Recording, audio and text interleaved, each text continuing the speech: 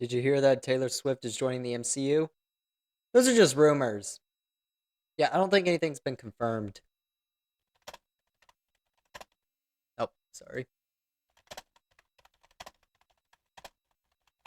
Joining the MCU. Taylor Swift's rumored connection to the role of Dazzler dates back to the lead up to 2016's X-Men Apocalypse, produced during the era when 20th Century Fox held the X-Men movie rights despite the endearing speculations. Swift has never officially portrayed Dazzler in a Marvel production. Yeah, so it's just speculations. And I mean, I'm not surprised. With all the hype Taylor Swift gets, it makes sense why Disney and Marvel may want to hop on that bandwagon.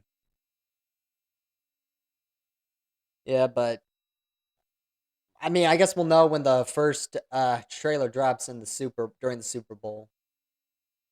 Actually, does the first when does the first Deadpool 3 trailer premiere?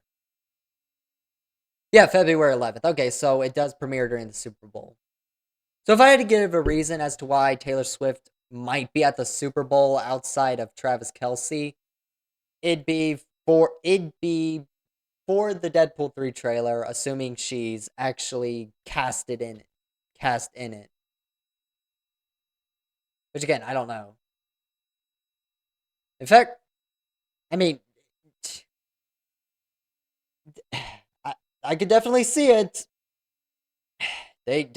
Disney Marvel definitely using her publicity in order to try to save their dying franchise. Casting her as a lesser known hero and wait, I don't know anything about the Dazzler.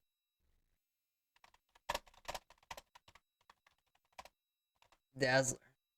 Who is the she's a lesser known property, so yeah, they kind of need a good casting choice in order to get some sort of hype, but I don't think that'll be enough.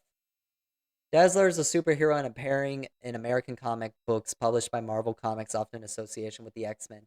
She first appeared in Uncanny X-Men number 130, February 1980. So she's not even a canonic character, and they're still trying to find a way to introduce her to the MCU?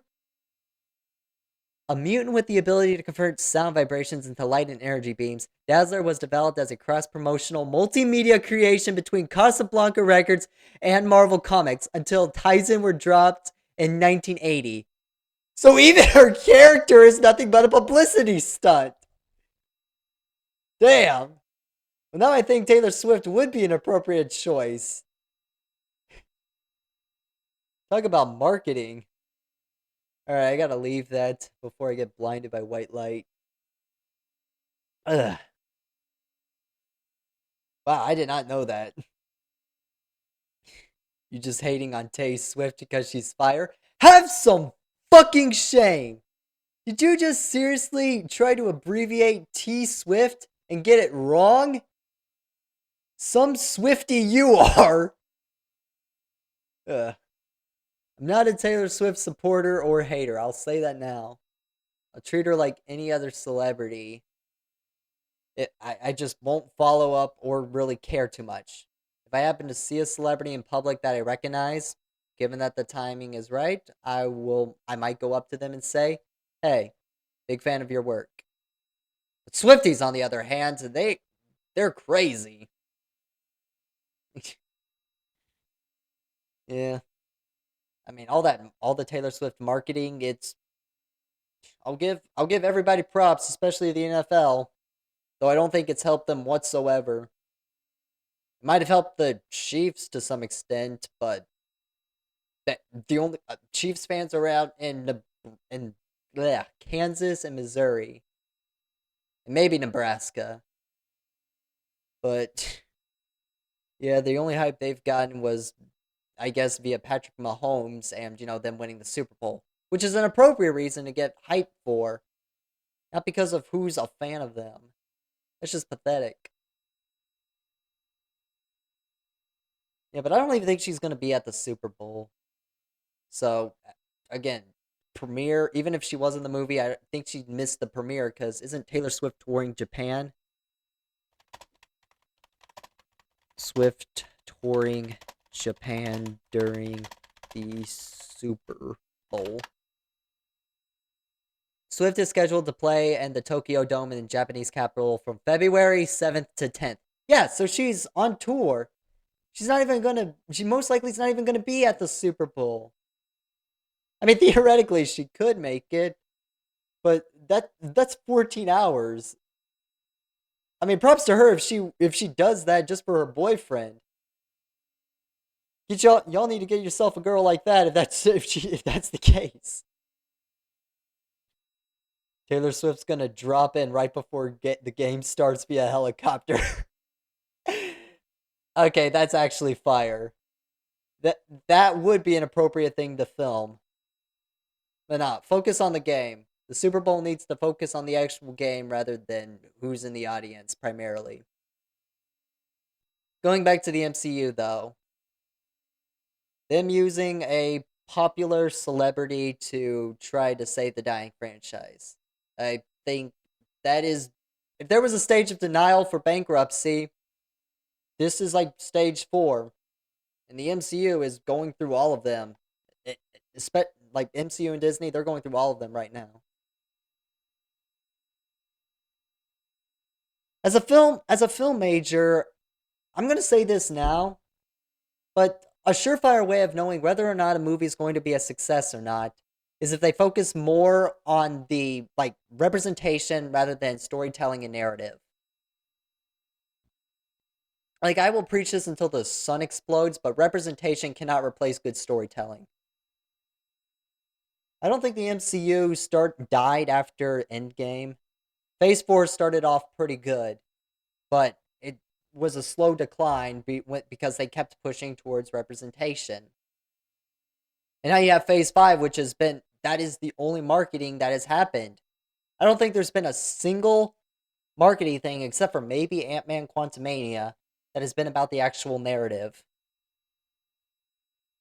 It's just, and even with Ant-Man and Quantumania, like, well, the story was good. It didn't help that, it was better than some of the others. It still had a lot of work that needs to be done, and they kind of botched some of the characters, like MODOK.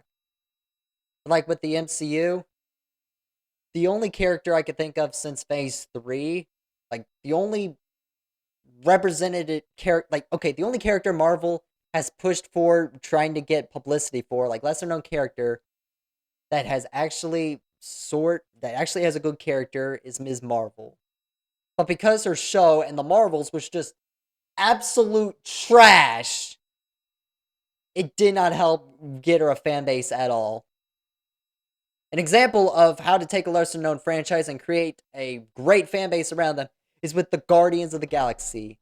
Guardians of the Galaxy was probably Marvel's least recognizable franchise, but the MCU turned them into a household name because they had a great cast of character, a good narrative, and great storytelling. In fact, the Guardians trilogy is probably one of the best trilogy in the MCU.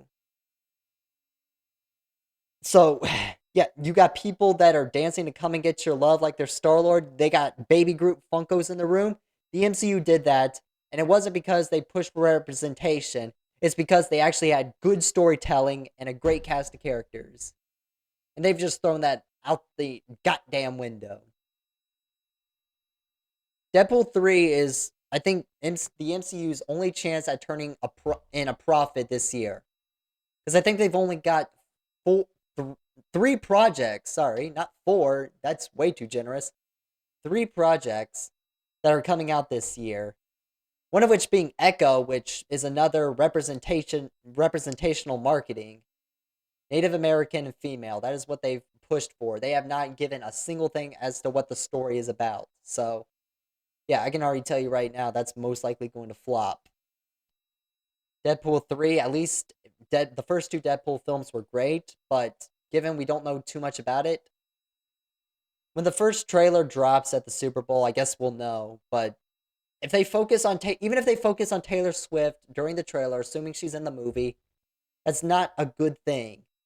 Ryan Reynolds has come forward saying how even he admits that Deadpool 3 is looking rough. So, if they can't give us some sort of good story or narrative from the trailer, then I don't think I think it's just going to be another year of box office flops, bombs in the box office, whatever you call them, for Marvel.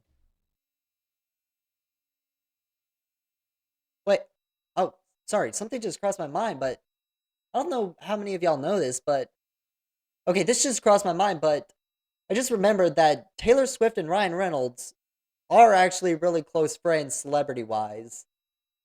Like, I don't know how many of y'all know that. And I mean, it slipped my mind. I just now started thinking about it because I remembered Ryan Reynolds, because Ryan Reynolds is Deadpool. So yeah, I'm giving Marvel, the MCU and Disney way too much props, but good chemistry. At least you could kind of expect that if Taylor Swift is cast as Dazzler in Deadpool. But even then, that's still too much props. I definitely think it's just for marketing purposes if this turns out to be true. But yeah, Taylor Swift and Ryan Reynolds are really good friends, celebrity wise. In fact, I think one of Taylor Swift's songs was named after Ryan Reynolds' daughter. Hang on. Oh, okay, I gotta close that stuff. I don't want to get sued by Nike. What was Taylor Swift's?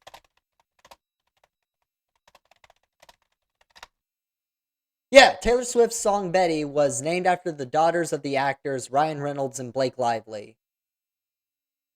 So yeah, chemistry wise, if Taylor Swift was cast as the Dazzler, I do think she and Ryan Reynolds would have good chemistry on screen. But again, they still have to actually give her a character. And I know there are some people that are saying like, why didn't they just cast an actual actor? Taylor Swift does have some experience acting. This wouldn't be like her first movie.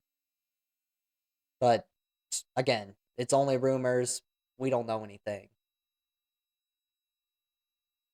I gotta say, there's just been so much Taylor Swift marketing and everything. It's getting, I don't know. I'm kind of waiting for it to kind of die off a little bit so we can focus on actual, what the actual entertainment is about. Like with the Super Bowl. I mean, the NFL has just been one heck of a roller coaster this year. And you bet your sweet Bippy I'm going to make a video talking about it.